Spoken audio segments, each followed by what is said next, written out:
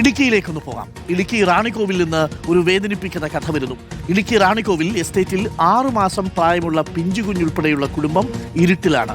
9 മാസമായി കുടുംബം കഴിയുന്നത് വൈദ്യുതി ഇല്ലാതെയാണ്. കമ്പനി ഉടമകളായ ബഥേൽ ടീ പ്ലാന്റേഷൻ അപേക്ഷ നൽകാത്തതാണ് വൈദ്യുതി കണക്ഷൻ പുനഃസ്ഥാപിക്കാൻ തടസ്സം. കത്തിനശിച്ച ലയത്തിന് പകരമാണ് വൈദ്യുതി കണക്ഷൻ ഇല്ലാത്ത ലയം കമ്പനി കുടുംബത്തിന് നൽകിയത്. എസ്റ്റേറ്റ് ലയമായതിനാൽ ഉടമ അപേക്ഷ നൽകണമെന്ന നിലപാടിലാണ് KSEB. ഞങ്ങൾ ഇലക്ട്രിസിറ്റി ചോദിച്ചപ്പോൾ അവർ പറഞ്ഞു കമ്പനിയിൽ കുടിശ്ശികയുണ്ട്, നിങ്ങളത് അടച്ച് തീർക്കണം, കമ്പനിയോട് പറ. അപ്പോൾ ഞങ്ങൾ കമ്പനിയോട് പറഞ്ഞു, ഓൾറെഡി ഇവിടെ താമസിച്ചിരുന്നവർ അടച്ചു എന്നാണ് അവർ പറഞ്ഞത്. ഞാൻ എൻ്റെ അറിവിൽ അച്ഛൻ്റെ നമ്പറൊക്കെ വിളിച്ച് ചോദിച്ചപ്പോൾ അവർ അടച്ചു എന്നാണ് പറഞ്ഞത്. അപ്പോൾ ഞങ്ങൾ പോയി പറഞ്ഞു അവർ അടച്ചു. കാരണം അടച്ച് ഇനി എപ്പോഴാണ് കറണ്ട് വരിക? 5000 രൂപ എന്നാൽ വരും. 5000 രൂപ കൊടുക്കാനില്ല സാർ. കാരണം 3 മാസമായി ശമ്പളം ഇവിടെ തന്നെ ഈ ബദൽ പ്ലാന്റേഷനിൽ പെൻഡിങ് ആയിട്ട് എൻ്റെ അമ്മയ്ക്ക്. ഈ മഴയത്ത് ഈ കുഞ്ഞിനെയും കൊണ്ട് 6 മാസത്തെ കുഞ്ഞിനെയും കൊണ്ടാണ് ഞാൻ നിൽക്കുന്നത്. രാഹുൽ സുരേഷ് ഉണ്ട്. രാഹുൽ സുരേഷ്, എന്തുകൊണ്ടാണ് അവിടെ വൈദ്യുതി കണക്ഷൻ സ്ഥാപിക്കാൻ ബുദ്ധിമുട്ടുള്ളത്? ഈ കമ്പനിക്ക് അവിടെ കണക്ഷൻ എടുക്കുന്നതിന് എന്താ തടസ്സമുള്ളത്? എന്താണത് ചെയ്യാത്തത്? എത്ര രൂപ ചിലവാകും? ഈ കുഞ്ഞിനെയുമായിട്ട് ഈ ഇരുട്ടിൽ ഇത്രയും ദിവസം കഴിയുക ഏറെ ബുദ്ധിമുട്ടുള്ള കാര്യമല്ലേ രാഹുൽ? ഡോക്ടർ അരുൺ, ബാലകൃഷ്ണന്റെയും പളനിയമ്മാളുടെയും മകൾ മഞ്ജുഷയുടെ പ്രതികരണമാണ് നമ്മൾ കേട്ടത്. മഞ്ജുഷയ്ക്കാണ് 6 മാസം പ്രായമുള്ള കുഞ്ഞുള്ളത്. കഴിഞ്ഞ 9 മാസമായി ഇരുട്ടിലാണ് ഈ കുടുംബം കഴിയുന്നത്. ബഥേൽ ടീ പ്ലാന്റേഷനിലാണ് ഈ ബാലകൃഷ്ണനും പളനിയമ്മാളും ജോലി ചെയ്തുകൊണ്ടിരുന്നത്. ഇപ്പോഴും ബാലകൃഷ്ണന്റെ ജോലി ഇല്ലെങ്കിലും പളനിയമ്മാൾ അവിടെ ജോലി ചെയ്യുന്നുണ്ട്. പക്ഷേ 10 മാസം മുമ്പാണ് ഇവരുടെ ലയം കത്തി നശിക്കുന്നത്. അതിനുശേഷമാണ് ഇപ്പോൾ താമസിക്കുന്ന വൈദ്യുതി ഇല്ലാത്ത ഒരു ലയം ഈ കുടുംബത്തിന് ലഭിക്കുന്നത്. അന്ന് മുതൽ ഈ ബഥേൽ ടീ പ്ലാന്റേഷനുമായും KSEBയുമായും ഇവർ ബന്ധപ്പെടുന്നുണ്ട്. ഈ വൈദ്യുതി ബന്ധം പുനഃസ്ഥാപിക്കണം എന്ന ആവശ്യം പലതവണ ആവശ്യപ്പെട്ടതാണ്. പക്ഷേ ഈ കമ്പനി അധികൃതർ ഇതുമായി ബന്ധപ്പെട്ട് നോട്ടീസ് നൽകാൻ തയ്യാറാകാത്തതാണ് നിലവിലെ പ്രതിസന്ധിക്ക് കാരണം. KSEB പറയുന്നത് ഈ ഇപ്പോഴുള്ള കുടുംബം താമസിക്കുന്നതിന് മുമ്പ് അവിടെ മറ്റൊരു കുടുംബം താമസിച്ചിരുന്നു. അവർ ഏതാണ്ട് 11,000 രൂപ KSEBക്ക് നൽകാനുണ്ട് എന്നാണ് പറയുന്നത്. പക്ഷേ ആ പണം ഈ ബഥേൽ ടീ പ്ലാന്റേഷൻ വാങ്ങിയിട്ടുണ്ട്. പക്ഷെ ഈ കമ്പനി അധികൃതർ KSEBക്ക് പണം നൽകാത്തതാണ് നിലവിലെ പ്രതിസന്ധിക്ക് കാരണം.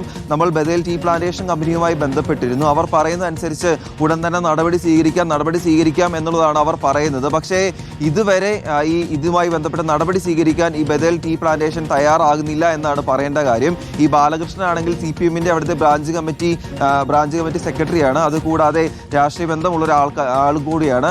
രാഷ്ട്രീയപരമായും അല്ലാതെയൊക്കെ പല രീതിയിലും ഈ പരാതി KSEB അറിയിച്ചാണ്. അതുകൂടാതെ ബഥേൽ ടീ പ്ലാന്റേഷനെ അറിയിച്ചതുമാണ്. എന്നിട്ടും ഇവരെന്തൊക്കെയോ നടപടിയെടുക്കാൻ ഇങ്ങനെ വൈകിപ്പിക്കുന്നു എന്നതാണ് എടുത്തു പറയേണ്ട കാര്യം. കഴിഞ്ഞ 6 മാസമായി ഈ കൈക്കുഞ്ഞുമായി രാത്രിയെന്നോ പകലെന്നോ ഇല്ലാതെ ബുദ്ധിമുട്ടുകയാണ്. അതിനിടയിൽ ശക്തമായിട്ടുള്ള മഴ പെയ്യുമ്പോഴൊക്കെ വലിയ ബുദ്ധിമുട്ടാണ് അരുൺ ഈ കുടുംബം നേരിടേണ്ടി വരുന്നത്. ടെലിഫോൺ ലൈനിലുണ്ട് രാഹുൽ. മഞ്ജുഷ, നമസ്കാരം. മഞ്ജുഷ, ഇന്നലെയും ഇരുട്ടിലായിരുന്നോ കഴിഞ്ഞത്? എന്താ മഞ്ജുഷ നമുക്ക് കറണ്ട് കിട്ടാൻ പ്രയാസം? അമ്മ ഇവിടെ 15 വർഷമായിട്ട് സാർ ജോലി ചെയ്തിട്ട്. അപ്പൊ നമ്മുടെ ലൈൻസ് കഴിഞ്ഞ വർഷം ഒരു നവംബർ 23-ാം തീയതി ആകുമ്പോ കത്തിപ്പോയതാണ്. അപ്പൊ നമുക്ക് മാറി താമസിക്കാനായിട്ട് കമ്പനി ഒരു വീട് തന്നു. ആ വീട്ടിൽ ആദ്യമേ ഞങ്ങൾ പറഞ്ഞത് വൈദ്യുതി കണക്ഷൻ ഇല്ല എന്നാ പറഞ്ഞത്. അപ്പോ അവര് പറഞ്ഞു ശരി, നിങ്ങൾ ബാക്കിയുള്ള അറ്റകുറ്റപ്പണികളൊക്കെ നോക്ക്. ഈ വീട്ടിൽ വരുമ്പോ സെപ്റ്റി ടാങ്ക് വരെ ഇല്ലായിരുന്നു, ക്ലോസറ്റ് ഇല്ലായിരുന്നു, ഒരു സാധനം ഇല്ലായിരുന്നു. അപ്പം ഇത് അമ്മയ്ക്ക് ശമ്പളം അറിയാലോ സാർ, 10,000 രൂപയ്ക്ക് മുകളില് ഒരാൾക്കും ഈ തോട്ടത്തൊഴിലാളികൾക്ക് ഇല്ല. അച്ഛന് വയ്യാത്തതാണ്. അപ്പം ഞാനും പ്രഗ്നന്റ് ആയിട്ട് വന്നപ്പോ ഒത്തിരി ബുദ്ധിമുട്ടുണ്ടായിരുന്നു. അപ്പൊ ആ ടൈമിലാണ് ഇത്രയും കാര്യങ്ങളും ചെയ്ത് ബില്ലൊക്കെ റെഡിയാക്കി വെക്ക്, ഞങ്ങൾ പൈസ തന്നോളാം അങ്ങനെ പറഞ്ഞിട്ടാണ് ഞങ്ങൾ ഇത്രയും പണിയും ചെയ്ത് വയറിങ്ങും കഴിഞ്ഞിട്ട് അവര് പറയുന്നത് 6 മാസം ഇന്ന് തരാം, നാളെ തരാം, ഇന്ന് തരാം, നാളെ തരാം. അതായത് കമ്പനി അധികൃതരാണോ ഇങ്ങനെ വൈകിപ്പിക്കുന്നത്? അതെ സാർ, ഈ ബഥേൽ ടീ എസ്റ്റേറ്റിലെ കമ്പനി അല്ലേ? ഞങ്ങള് ഇലക്ട്രിസിറ്റി ബോർഡിൽ പോയി ചോദിച്ചപ്പോ നിങ്ങൾ കമ്പനി അടച്ചിട്ട് നോട്ടീസ് തരും, അത് മേടിച്ചിട്ട് വന്നാൽ ഞങ്ങൾ കണക്ഷൻ തരാന്നാ പറഞ്ഞത്. കമ്പനി വന്ന് ചോദിക്കുമ്പോ നിങ്ങൾ അടച്ചെടുത്തോളൂ, അല്ലെങ്കിൽ ഞങ്ങൾ തരാം, ഇന്ന് തരാം, നാളെ തരാം, ഇന്ന് തരാം, നാളെ തരാം. 5,000 അല്ലെങ്കിൽ 6,000 സാർ, അതാണ് സാർ. ഓക്കെ, അപ്പൊ നമുക്ക് കമ്പനി അധികൃതരുമായി സംസാരിച്ചാൽ ഈ കാര്യം നടക്കുമോ? അവർ വിചാരിച്ചാൽ നടക്കും അല്ലേ? നാളെ തന്നെ കണക്ഷൻ കിട്ടും. നാളെ തന്നെ കണക്ഷൻ കിട്ടും സാർ. അവര് വിചാരിച്ചാൽ ഇന്ന് തന്നെ കണക്ഷൻ കിട്ടും സാർ. പക്ഷെ അവര് അതിനുള്ളത് എന്താന്ന് എനിക്ക് അറിയില്ല സാർ. അവർ മറുപടി പറയുന്നില്ല എന്തുകൊണ്ടാണ് ഞങ്ങൾക്ക് ഈ വൈദ്യുതി കിട്ടാൻ നമുക്ക് രാഹുൽ തുടരുന്നുണ്ട്. രാഹുൽ, നമ്മൾ കമ്പനി മാനേജ്മെന്റുമായിട്ട് സംസാരിച്ചിരുന്നോ? അവർക്ക് എന്താണ് തടസ്സം? 5,000-6,000 രൂപ മാത്രമേ ഉള്ളൂവെങ്കിൽ ആ കമ്പനിക്ക് അത് കെട്ടിവെക്കുന്നതിൽ എന്താ ബുദ്ധിമുട്ടുള്ളത്? നമ്മൾ കമ്പനിയുടെ ഭാഗം കേട്ടിരുന്നോ രാഹുൽ? ഇന്നലെ വൈകിട്ട് നമ്മൾ ഈ വാർത്ത ഷൂട്ട് ചെയ്യാൻ വേണ്ടി അവരുടെ വീട്ടിലെത്തിയിരുന്നു. അപ്പോൾ തന്നെ മഞ്ജുഷ തന്നെയാണ് ആ കമ്പനി അധികൃതരുടെ നമ്പർ നമുക്ക് തന്നത്. നമ്മൾ ഫോണിൽ ബന്ധപ്പെട്ടിരുന്നു. അപ്പോൾ അതിനുള്ള നടപടികൾ പുരോഗമിക്കുന്നു എന്ന ഒരു മറുപടി മാത്രമാണ് അരുൺ ഈ ബദേൽ ടീ പ്ലാന്റേഷൻ നൽകിയത്. പക്ഷേ കൂടുതൽ പ്രതികരിക്കാൻ അവർ തയ്യാറായില്ല. നമ്മൾ ചോദിച്ചപ്പോൾ എന്താണ് ഇത്ര കാലതാമസം എന്ന് ചോദിച്ചപ്പോൾ അതിന്റെ നടപടികൾ പുരോഗമിക്കുകയാണ്. ഉടൻ തന്നെ ഈ പേപ്പറുകൾ പല്ലവിയാണ്. ഒരു കാര്യം കൂടി, മഞ്ജുഷ, ഇതിപ്പോ എത്ര കാലമായി നിങ്ങൾ ഇങ്ങനെ ഇരുട്ടിൽ താമസിക്കുന്നു? 6 മാസമായി സാർ. ഈ മാസം കൂടെ ചേർക്കുമ്പോൾ ഇത് 7ാമത്തെ മാസമാണ് സ്റ്റാർട്ടിങ്. ഈ 7 മാസമായി നിങ്ങൾ ഈ കമ്പനി എടുത്ത് പറഞ്ഞുകൊണ്ടിരിക്കുകയല്ലേ KSEBിയിൽ പോയി 6,000 രൂപ കെട്ടിവെച്ച് ഞങ്ങൾക്ക് വൈദ്യുതി കണക്ഷൻ തരണമെന്ന്? കമ്പനി കേൾക്കുന്നില്ല സാർ. അതെ സാർ, ഞാൻ 3 തവണയായിട്ട് ലെറ്റർ കൊടുത്തിട്ടുണ്ട്. 3 തവണയായിട്ട്, അതായത് 2-3 മാസം കഴിയുമ്പോൾ ആദ്യത്തെ ലെറ്റർ ഞാൻ രാഹുൽ സാറിന് കൊടുത്തിട്ടുണ്ട്. ആദ്യം ഞങ്ങൾ മാർച്ച് മാസം ലെറ്റർ കൊടുക്കുന്നു. കാരണം ഫെബ്രുവരി 19-ാം തീയതി നമുക്ക് ഒരിക്കൽ കൂടി കമ്പനിയുമായിട്ട് സംസാരിക്കാം. പറ്റുമെങ്കിൽ കമ്പനി, ഇനിയിപ്പം കമ്പനി അല്ല നേരിട്ട് മഞ്ജുഷയാണ് പൈസ അടയ്ക്കുന്നതെങ്കിൽ അവർ കണക്ഷൻ തരുമോ? സാർ, ഞങ്ങൾക്ക് അതിനുള്ള സാമ്പത്തികം ഇല്ലാത്തതുകൊണ്ടാണ് ഞങ്ങൾ ഈ ഒരു ഞാനൊന്ന് കമന്റ് ഇട്ടത് സാർ. മനസ്സിലായി. നമുക്ക് സംവിധാനം ഉണ്ടാക്കാം. ഇതൊരു കമന്റ് വഴിയാണ് ഇത് കേട്ടത് അല്ലേ? നമ്മുടെ യൂട്യൂബിൽ ഇട്ട കമന്റ് ബോക്സിൽ വന്നൊരു കമന്റ് ഞാൻ വായിച്ചപ്പോഴാണ് ഈ TV വീട്ടിൽ കറണ്ട് ഇല്ലാതെ എങ്ങനെ TV കാണും? സാർ, ഞാൻ ഫോണിൽ കുഞ്ഞിനെ കാണിച്ച് മഞ്ജുഷ, നമുക്കൊപ്പം അജി ചേരുന്നുണ്ട്. അവിടെ നമ്മുടെ ഈ ടീ കമ്പനിയുടെ സൂപ്പർവൈസറാണ്. നമസ്കാരം Aji, very good morning. Aji, എന്നെ കേൾക്കാമോ? അജി നമ്മളോടൊപ്പം ടെലിഫോൺ ലൈനിൽ ചേർന്നതാണ്. നമുക്ക് അജിയോട് ചോദിക്കാം, കാരണം ഇത് നമുക്ക് ആ പ്രശ്നം എത്രയും പെട്ടെന്ന് പരിഹരിക്കാം കേട്ടോ മഞ്ജുഷ. ഒന്നുകിൽ കമ്പനി അധികൃതർ ഇന്നോ നാളെയോ ആയിട്ട് ആ പണം അവിടെ അടയ്ക്കും, പെട്ടെന്ന് നമുക്ക് വൈദ്യുതി കണക്ഷൻ ഉറപ്പാക്കാം. ഇനി കമ്പനി അധികൃതർ തരുന്നില്ലെങ്കിൽ നമുക്ക് നോക്കാം എന്താ നമുക്ക് ചെയ്യാൻ പറ്റുന്നത്. മറ്റേ പോംവഴികൾ ഉണ്ടാവുമല്ലോ, പ്ലാൻ ബി ഉണ്ടാവുമല്ലോ. വീട്ടിൽ എത്ര മക്കളാണ് ഉള്ളത് മഞ്ജുഷയ്ക്ക്? അനിയത്തിയുണ്ട് സാർ. അനിയത്തി കോളേജിൽ പഠിക്കുകയാണ്. എനിക്കൊരു 6 മാസത്തെ കുഞ്ഞുണ്ട്.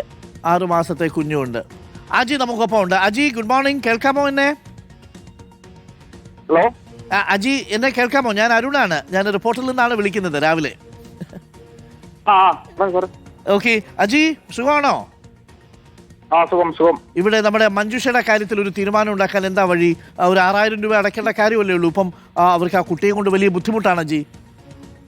അതെ സാറേ, അത് നേരത്തെ താമസിച്ചുകൊണ്ടിരുന്ന ഒരു ബില്ല് അടയ്ക്കാതെ ഡിസ്കണക്ട് ആയി പോയതാണ്.